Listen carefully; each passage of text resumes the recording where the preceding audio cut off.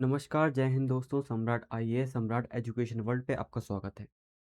इस वीडियो में हम बात करेंगे कि यूएनजीए के जो प्रेसिडेंट हैं, उनका चुनाव हो चुका है और जो बांग्लादेश के विदेश मंत्री हैं, खलीलुर उनका पूरा नाम है खलीलुर रहमान।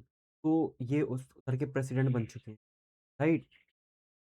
तो अब प्रेसिडेंट बन चुके हैं तो इसका भारत पे क्या इफ़ेक्ट पड़ेगा, ठीक है? इसके बारे में पूरी जानकारी हम इस वीडियो में जानेंगे, ठीक है? क्या-क्या इफ़ेक्ट पड़ेगा, चीन का यहाँ क्या रोल रहेगा, उसके बारे में जानेंगे। तो आइए शुरुआत करते हैं इस वीडियो की। तो ये जो टॉपिक है वो इंटरनेशनल रिलेशन से काफ़ी मतलब इंटरनेशनल रिलेशन के लिए काम का है। अगर आप यूपीएससी की तैयारी कर रहे हैं, तो वहाँ पे एक टॉपिक वो आपका सिलेबस में इंटरनेशनल रिलेशन नाम से सिलेबस होगा, है ना? जीएस पेपर 2 की बात करेंगे यहाँ पे। तो उधर ही से रिलेटेड यहाँ पे एक टॉपिक है। तो हम बात करेंगे यूएनजीए के जनरल इलेक्शन की। जैसा कि हम जानते हैं जो यूनाइटेड नेशन है उसके 6 अंग हैं, उन 6 अंग में से एक अंग आपका यूएनजी है, यूनाइटेड नेशन जनरल असेंबली। तो इसी के चुनाव अभी कंडक्ट कराए गए थे, जिसमें जो बांग्लादेश के विदेश मंत्री हैं, खलीलुर रहमान का नाम लिख देना मैं, खलीलुर रहमान। तो इनको वहाँ का प्रेसिडेंट चुन लिया गया है। ये हर साल चुनाव होते हैं, है ना? तो 81th जो 81वीं मीटिंग थी, उसके लिए विदेश मंत्री को जनरल असेंबली का जो अध्यक्ष चुन लिया गया। इन्होंने साइप्रस के जो लीडर थे, साइप्रस के कोई होंगे उम्मीदवार, उनको हराया। ठीक है? अब यूएनजीए की बात करी जाए तो यूएनजीए के जो अध्यक्ष चुने गए, उसका भारत पे क्या इफ़ेक्ट पड़ेगा? इंडिया पे क्या इफ़ेक्ट पड़ेगा? है ना? मेन तो वही बात है हम क्योंकि हम यूपीएससी की तैयारी कर रहे हैं तो भारत पे इफ़ेक्ट है ना? जियोपॉलिटिक्स में किस तरीके का इम्पैक्ट आएगा और डिप्लोमेसी में किस तरीके का इम्पैक्ट आएगा, उसके बारे में बात करते हैं। ठीक है? तो यूएनजीए जो है वो UNSC United Nations security council जैसी पावरफुल तो है नहीं, लेकिन फिर भी, है ना? इसमें जो P5 वाला में कॉन्सेप्ट है जिसमें के पास वीटो पावर होती है वैसा कॉन्सेप्ट यूएनजीए में नहीं है। फिर भी कहीं न कहीं जो वैश्विक एजेंडे हैं, है ना? वैश्विक एजेंडे जैसे क्लाइमेट चेंज हो गया, है ना? सस्टेनेबल जो एसडीजी हो गए आपके 17 गोल हैं यहाँ पे। सस्टेनेबल डेवलपमेंट गोल्स हो गए आपके, है ना? क्लाइमेट चेंज हो गया आपका, देन ग्लोबल वार्मिंग हो गया और जो क्योंकि बांग्लादेश ग्लोबल साउथ में आता है, तो ग्लोबल साउथ की जो आवाज़ है, ग्लोबल साउथ की आवाज़ इंडिया अपने आप को मानता है। बिल्कुल, हम इंडिया हैं ही ग्लोबल साउथ की आवाज़। तो वहाँ पे क्योंकि इंडिया के बांग्लादेश के साथ काफ़ी अच्छे रिलेशन थे, मतलब अभी हैं या नहीं इसके बारे में ये तो जियोपॉलिटिक्स है लेकिन हमारा हैं? नेबरिंग कंट्री है, तो कहीं न कहीं उसका इम्पैक्ट ग्लोबल साउथ पे आएगा और क्योंकि कहीं न कहीं ग्लोबल साउथ में दोनों आते हैं, इंडिया भी और बांग्लादेश भी। तो बहुत सारी जो पॉलिसीज़ हैं, उनमें हम लोग की आइडियोलॉजी सेम होती, है ना? अभी ज़रूर जो शेख हसीना थी ना पहले टाइम पे तो काफ़ी अच्छे संबंध थे, लेकिन जब से शेख हसीना हट गई वहाँ पे, देन वहाँ पे जो नई रेज़ीम आई बांग्लादेश के अंदर, तो उसमें कई सारे हम कह सकते हैं थोड़ा अनबन हुई, है ना? और कई सारी ऐसी घटनाएँ हुई बांग्लादेश में जिससे कहीं न कहीं रिलेशन पे इम्पैक्ट पड़ा है। लेकिन डिप्लोमैटिक लेवल पे देखेंगे हम और जो जियोपॉलिटिकल लेवल पे, इंटरनेशनल लेवल पे देखेंगे, तो ग्लोबल साउथ की आवाज़ मतलब इंडिया को यहाँ पे फ़ायदा होगा। जैसा कि अंदाज़ा बताया जा रहा है, इंडिया को यहाँ पे डिप्लोमैटिकली फ़ायदा होगा। ठीक है? यूएनजी में, वो किस तरीके से फ़ायदा होगा? तो जैसे यूएनएससी में सुधार की बात करी जाती है, जो यूएन है ना यूनाइटेड नेशंस, उसमें सुधार की बात करता है। भारत हो गया, जर्मनी हो गया, ब्राज़ील हो गया, साउथ अफ्रीका हो गया, तो ये सब कंट्री एक ग्रुप बना है जिसका नाम है G4।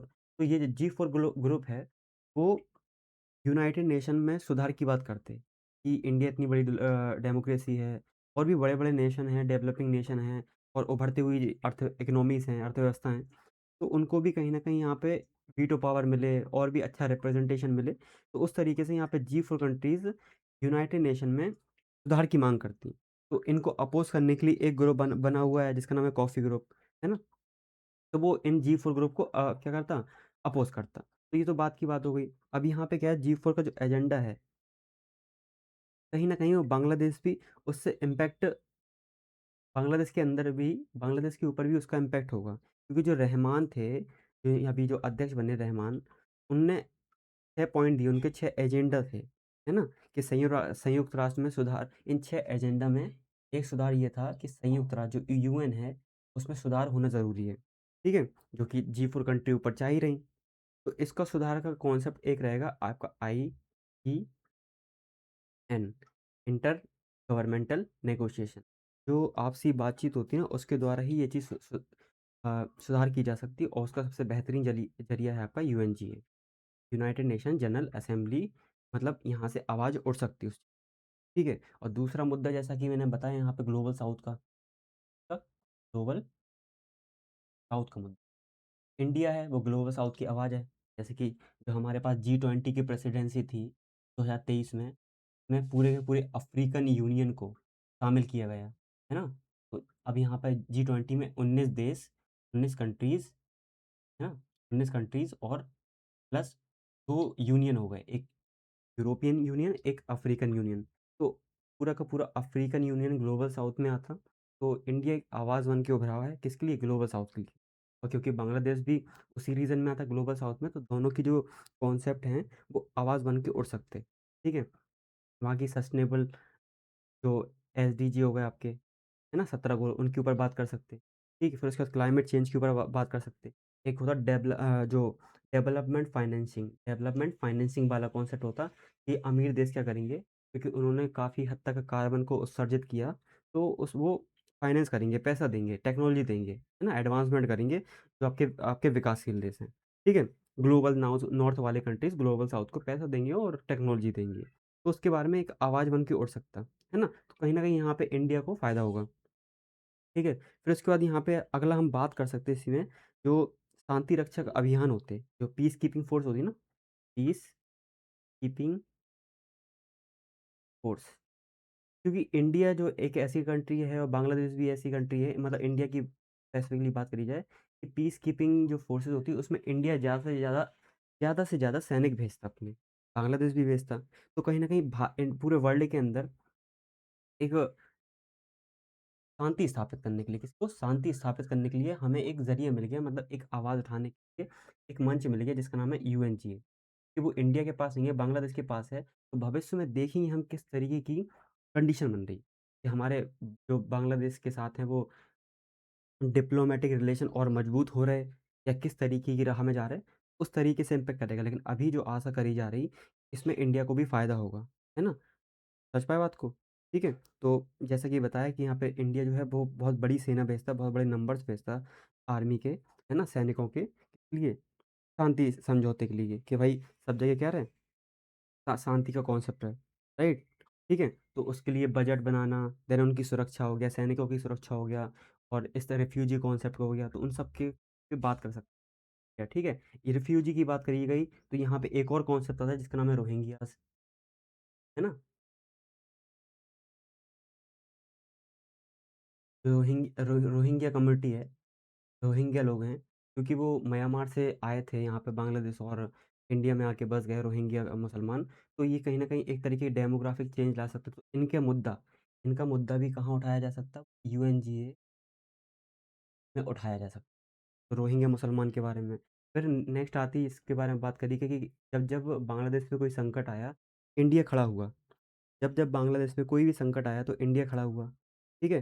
तो कहीं न कहीं मतलब नेबरहुड फर्स्ट की पॉलिसी अपनाई हमने। तो अब बांग्लादेश के पास इतना बड़ा पद है, तो वो भी कहीं न कहीं इंडिया के पक्ष में बात करेगा। जैसे नेबरहुड फर्स्ट की पॉलिसी, उसको भी वो भी अपनाएगा। ऐसे अनुमान लगाए जा रहे हैं, है ना? तो जियोपॉलिटिकल कॉन्सेप्ट, ठीक है? उसको उससे ऊपर एक चीज़ आई यहाँ पर, क्या? Neighbourhood first policy. अब यहाँ पे एक बैलेंस बनेगा जियोपॉलिटिक्स में और नेबरहुड फर्स्ट पॉलिसी में। तो बांग्लादेश किसकी तरफ जाता, तो वो देखना पड़ेगा यहाँ पे, ठीक है? लेकिन कहीं न कहीं ऐसा कह सकते हैं कि इंडिया के लिए ये चीज़ पॉज़िटिव बात है। तो ये चुने गए, इंडिया के लिए एक पॉज़िटिव बात है। अगर साइप्रस के भी जीत जाता है, क्योंकि साइप्रस से काफ़ी अच्छे रिलेशन है हमारे, तो वहाँ पे भी हमारी अच्छी बात होती। और क्योंकि ये बांग्लादेश हमारा नेबरिंग कंट्री बन गया, है ना? वो चुन गया, तो वो भी अच्छी बात है। ठीक है, रोहिंग्या का संकट की बात करी अपन ने। जो नॉर्थ ईस्ट वाला रीजन है आपका, नागालैंड, म्यांमार, असम, मिज़ोरम, त्रिपुरा, और बांग्लादेश का कई रीजन है, तो वहाँ पे डेमोग्राफिक चेंज हो रहा, उनके खान-पान, हेल्थ जो भी हो रोहिंग्या कम्युनिटी का, तो उसका भी मुद्दा हम उठा सकते हैं, ठीक है? इंटरनेशनल लेवल पे। इसी तरीके से अब खुल्लर जो हैं, खुल्लर कह रहा मैं, जो रहमान जो हैं आपके, खलीलुर रहमान, ये बने तो हैं बांग्लादेश के। विदेश मंत्री बन तो गए कहाँ पे? यूएनजीए में हेड। लेकिन अब उस यूएनजी के पास इतनी पावर नहीं है, ना? मतलब यूएनएससी के पास जितनी पावर है, उतनी पावर नहीं है, क्योंकि यहाँ पे कौन बैठा है? यहाँ पे बैठे P5 वाली कंट्री, परमानेंट फाइट, जिनके पास वीटो पावर है, जो पक्के डिसीज़न लेती हैं, है ना? अधिकतर डिसीज़न यहीं से लिए जाते हैं। अगर एक बार वीटो हो गया, तो वहाँ पर कोई मुद्दे की बात ही नहीं होगी। तो इसी तरीके की चीज़ें लेकिन हाँ, ठीक है, जब बांग्लादेश बना है यहाँ पे, तो कहीं न कहीं एक राह दिखाई दे रही है हमें, एक आसरा दिखाई दे रहा है कि कहीं न कहीं बांग्लादेश हमारे पक्ष में भी बात करेगा, तो एक संतुलन बनेगा, किसमें? जियोपॉलिटिक्स में, डिप्लोमैटिक लेवल पे हमारे रिलेशन और अच्छे होंगे। फिर आगे भविष्य कैसा है, ये कोई देख के नहीं आया, बांग्लादेश किस तरीके से जाता। अभी तक बांग्लादेश की जो 2-3 साल के अंदर पॉलिसीज़ रहीं, जब से शेख हसीना हटी वहाँ से, 1 डेढ़ साल में तो पॉलिसीज़ चेंज हुई, ना? प्रो पाकिस्तान ज़्यादा हुआ बांग्लादेश। अब डिप्लोमैटिक लेवल पे किस तरीके से बातचीत करेगा पाकिस्तान, और यूएनजीए में हमारे सपोर्ट में रहेगा या किस तरीके का रहेगा, या चीन का क्या इफ़ेक्ट रहेगा, तो वो फ्यूचर वाली बात है। लेकिन अभी तक यही मेन मुद्दे हैं। अभी तक तो हमें सब कुछ साफ-साफ दिखाई दे रहा है, लेकिन इसके जो आपके नेगेटिव कॉन्सेप्ट है, उसको भी नहीं भूलना चाहिए, है ना? क्योंकि हम ये चीज़ जानते हैं यहाँ पर कि चाइना है। चाइना जो है, वो अधिकतर चीज़ों का सप्लायर है बांग्लादेश के अंदर। बांग्लादेश कंट्री है, उसको सप्लायर है उसका, ठीक है? कई सारी चीज़ें एक्सपोर्ट करता है, चाहे हथियार हो गया, ठीक है? और भी चीज़ें। तो ये दोनों एक अलाई हैं, तो चाइना को काउंटर करने के लिए कहीं न कहीं हमें बांग्लादेश से अच्छे रिलेशन बनाने पड़ेंगे, है ना? डिप्लोमैटिक लेवल पे या जियोपॉलिटिक्स जैसा भी बने। तो उसी तरह की चीज़ें हैं। और ये वाला कॉन्सेप्ट बता ही दिया था मैंने आपको, आईएनजी वाला, जो भी बातचीत होगी इंटर गवर्नमेंटल नेगोशिएशन बैठ के होगी टेबल पे, ठीक है? जैसा भी कॉन्सेप्ट रहेगा, राइट? फिर वो चीन फैक्टर यही है कि भई एक संतुलन बनाना ज़रूरी है, क्योंकि चीन हमारे आँगन में आके ना बैठे, है ना? इसमें एक चीज़ और आती है, जैसे कि हम इंडिया का मैप देखते हैं, तो तरीके ये बांग्लादेश, ये है बे ऑफ बंगाल। क्या है? बे ऑफ बंगाल, पानी भरा हुआ है। तो इंटरनेशनल लेवल पे ये वाला जो रीजन है, इंडो पैसिफिक वाली, तो पैसिफिक, इस रीजन में हमारी कमांड ज़्यादा बढ़ सकती है ना? कहीं न कहीं इंडिया का इम्पैक्ट यहाँ पे आ सकता है, ठीक है? तो यही सारे कॉन्सेप्ट है, इन्हीं के बारे में हमें तार जोड़-जोड़ के चलना है। किस तरीके से किस कहाँ पे तार जुड़े हुए हैं।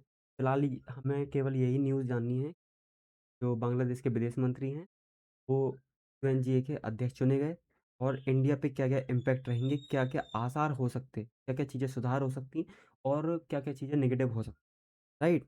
और किस चीज़ की चीज़ों में हम वेस्टर्न कंट्री पे और नॉर्थ, जो ग्लोबल नॉर्थ है, उस पे दबाव डाल सकते हैं, किन-किन चीज़ों के लिए? जैसे क्लाइमेट चेंज के लिए डाल सकते हैं, ग्लोबल वार्मिंग के लिए, है ना? और जो क्लाइमेट फाइनेंसिंग है, उसके लिए हम प्रेशर डाल सकते हैं। तो इस सब चीज़ों पे वार्ता कर सकते हैं हम यूएनजीए के, ठीक है? तो इस वीडियो में मेनली इतना ही था, ठीक है?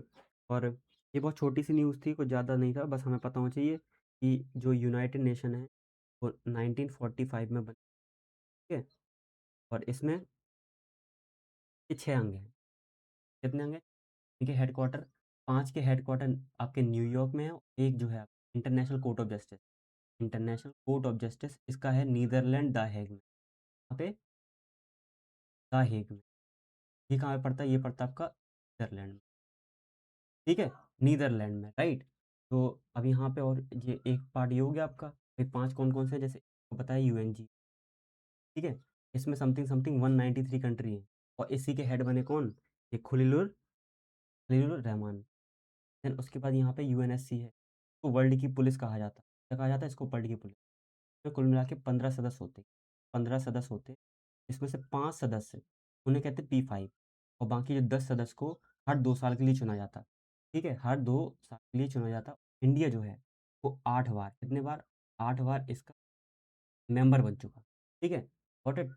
P5 में कौन-कौन सी कंट्री हैं? इसमें आपका यूएसए है, रशिया है,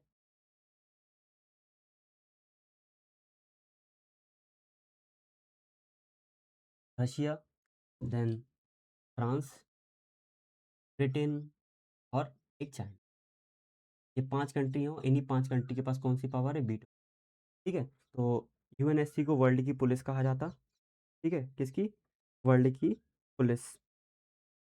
और यूएनजीए को वर्ल्ड पार्लियामेंट, कौन-सी पार्लियामेंट बेटा? वर्ल्ड पार्लियामेंट, वर्ल्ड की पार्लियामेंट कहा जाता है। 3 पार्ट हो गए। इसी के बाद एक आता है, इसी में पार्ट आता है सेक्रेटेरिएट। आप जो रोज़मर्रा का काम देखते, जो अभी एंटोनी गुटरेस हैं, है ना? हम कह सकते हैं सचिवालय। तो एक सचिवालय वाला कॉन्सेप्ट रहता है यहाँ पे, तो इसके हेड हैं अभी एंटोनियो गुटेरेस, है ना? पोर्चुगाल से है वो। देन इसके बाद ट्रस्टीशिप काउंसिल आती है, कौन?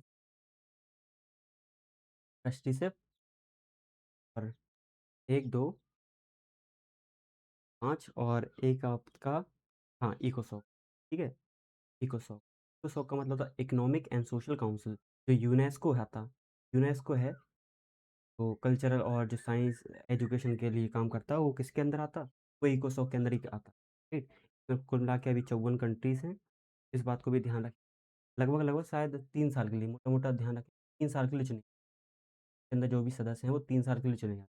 तो ये था पूरा यूएनजीए के बारे में, कौन उसका अध्यक्ष बना, और यूएन यूनाइटेड नेशंस के बारे में भी बात कर ली हमने, ना? इसके 5 जो बॉडीज़ हैं, उसका हेडक्वार्टर आपका न्यू दिल्ली में है, न्यू दिल्ली कह रहा मैं, न्यूयॉर्क में है, एंड एक का आपका नीदरलैंड द हेग में है, ठीक है? इसी के साथ ये वाला जो यूएनजीए वाला कॉन्सेप्ट है, तो ठीक है, अब नेशनल लेवल पे किस तरीके की बात होगी, हाँ, डिप्लोमैटिक लेवल पे अभी जनरल जो मीडिया उड़ाती है खबरें, और बहुत सारी जो न्यूज़ चलती है सोशल मीडिया पे आती है, उसके हिसाब से हम जो रिलेशन है बांग्लादेश के साथ उतने अच्छे तो दिखाई नहीं पड़ रहे। वहाँ के नेता भी कह सकते हैं कि बहुत ज़्यादा ही जिहादी हुए जा रहे हैं। तो अभी तो इतने अच्छे नहीं चल रहे रिलेशन, लेकिन डिप्लोमैटिक लेवल पे बात अलग होती। इंटरनेशनल लेवल पे, जियोपॉलिटिकल लेवल पे वो बात अलग होती, है ना? जब 2 देश के डिप्लोमैट्स सामने टेबल पे बैठते हैं, तब वहाँ पे बात कुछ और होती है, और सोशल मीडिया और जो मीडिया की थोड़ा बात होती है, वो अलग होती है। ठीक है? तो इस तरीके से इस वीडियो में इतना ही था। ठीक है? जय हिंद, जय भारत।